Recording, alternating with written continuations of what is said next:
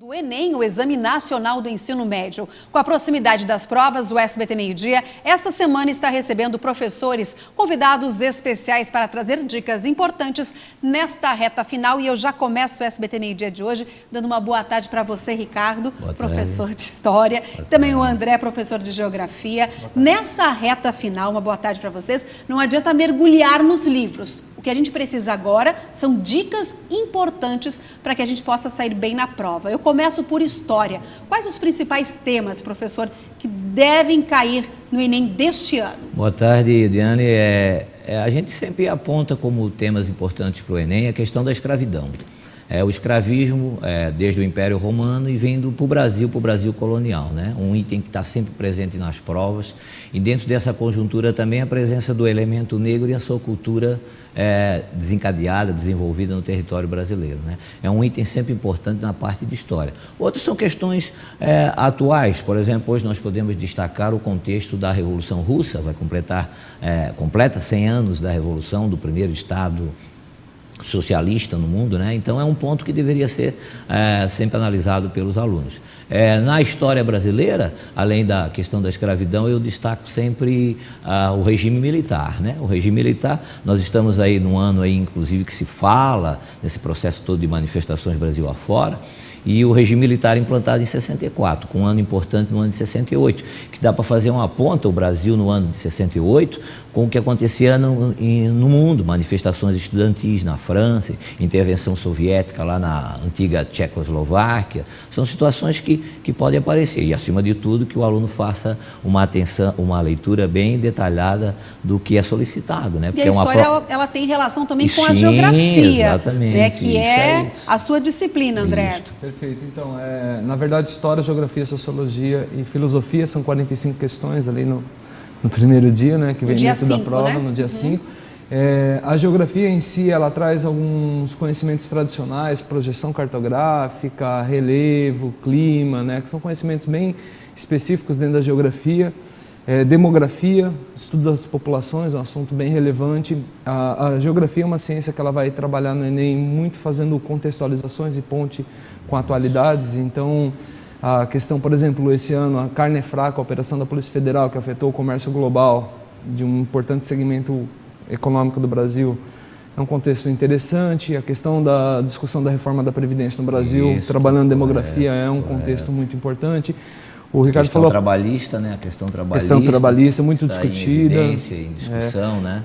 Conhecimento geral até de uma maneira, né? Sim, e quando a gente fala de história, são fatos antigos, mas que remetem à atualidade também, como agora o Ministério do Trabalho está lançando uma campanha contra o trabalho escravo agora. Exatamente. Aí pauta super atual, né? Sempre super atual, sem sombra de dúvida. E são questões bem objetivas.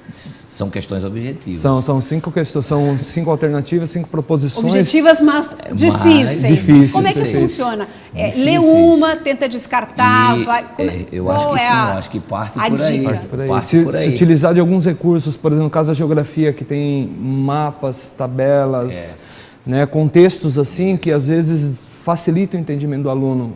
Teve uma questão um tempo atrás, que a resposta era bem difícil sobre os agentes externos, né, que é um assunto de relevo, mas a figura trazia um movimento circular de erosão, que era a resposta da questão. Então, uma atenção a essa dica da figura te levava a palavra movimento circular, que conduzia a uma resposta. Então, a prova, existe essa questão ilustrativa que pode ajudar muito o estudante. Sim. Perfeito. Na história existe, eles muitas vezes buscam figuras lá do século XIX, por exemplo, nós tivemos questão do elemento escravo, nós tivemos questão de um elemento brasileiro que participou da Guerra do Paraguai, que quando chega ao Brasil fica assustado em ver ainda a escravidão em desenvolvimento, né, os negros sendo surrados.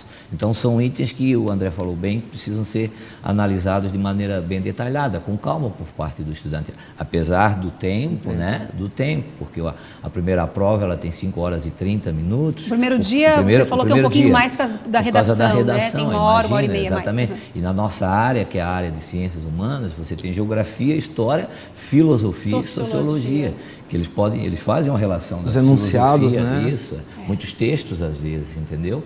Analisa a história geral, de repente você vai na Roma antiga, você vai na filosofia, vai no pensamento pensamento grego, entendeu? Aí vem para o século XVIII, século XIX, de revoluções. O aluno tem que estar atento, preparado. Professor Ricardo, professor de História, o André Peron, professor de Geografia, eu agradeço a presença de vocês aqui no SBT Meio-Dia. Amanhã tem matemática, tem física, também dicas importantes com professores ao vivo. Eu vou trazer uma matéria aqui, uma reportagem que vocês vão ver agora, mas eu vou voltar para vocês, porque eu já quero a opinião de vocês, tá? O que você acha, até para você que está em casa, o uso do celular na escola? Professores, a ALESC, a Assembleia Legislativa aqui de Santa Catarina, está discutindo um projeto de lei que permite o uso do aparelho em sala de aula para fins pedagógicos. Vocês que trabalham diariamente em sala de aula com estudantes, qual a opinião de vocês antes da gente ver a reportagem? Eu percebo que em determinados momentos foge muito do controle, sai do controle. Então teria que ser trabalhado de uma forma mais equilibrada, mais racional. É super importante para registrar a aula, mas será que o professor de fato lá na frente ele vai conseguir controlar o seu aluno no quesito registro da aula? A disciplina teria que partir realmente do estudante. Exatamente. E uma estrutura para se apropriar disso como um elemento pedagógico. Aí sim, talvez essa a proposta, né? Essa dosagem ela vem na utilização do recurso como um instrumento pedagógico.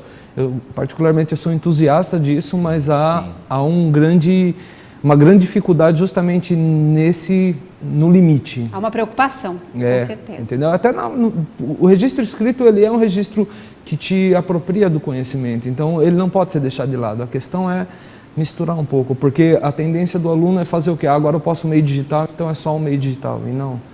Então é um desafio muito grande. A gente vai acompanhando essa discussão. Mas é importante inserir. Professores, muito obrigada. Lembrando que amanhã tem dicas do Enem, então matemática e física. E agora sim a gente vai ver a reportagem de Camila Levien. Ele está sempre na palma da mão e agora também deve fazer parte da sala de aula, como uma ferramenta de ensino. Até porque é difícil fazer os jovens largarem o celular. Os professores que o digam. Eu acho que em todos os momentos, né, da vida deles, eles estão com o celular, seja em casa, seja na quadra, então é automático eles já trazerem isso para a sala de aula. Segundo a última pesquisa nacional sobre o uso da internet no Brasil, feita pelo Instituto Ipsos, o smartphone é o principal meio para acessar a internet no país, escolhido por 69% dos internautas em 2016. E os números devem crescer. A previsão da Fundação Getúlio Vargas é que o Brasil tenha um smartphone em uso por habitante até o final deste ano. E com o celular tão presente, é fácil encontrar estudantes com dificuldade para controlar o uso. Está sendo comum utilizar o celular na sala de aula, então já está virando, na real, uma algazarra, na minha visão. O ideal seria se todos fizessem que nem o Christopher. Para ele, o celular serve até de curso pré-vestibular.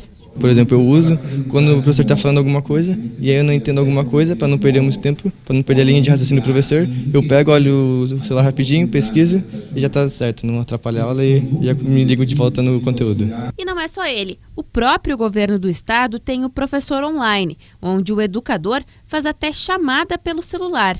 O problema é que é proibido usar o smartphone na sala de aula. O tema esteve em debate na ALESC. O uso dos celulares é proibido em Santa Catarina desde 2008 e é o autor da própria lei que quer alterá-la. E nesses 8 anos a informática evoluiu e essa evolução tem que ser também feita através das leis, para que nós possamos fazer com que o telefone celular sirva de instrumento para auxiliar os nossos alunos a adquirirem mais conhecimentos. Mas para ser aprovado, o projeto ainda precisa passar por um longo processo aqui na Assembleia Legislativa. Ele está na Comissão de Educação, ainda deve ir à votação no plenário e depois para a sanção do governador, o que, segundo o autor, ainda deve demorar pelo menos 90 dias.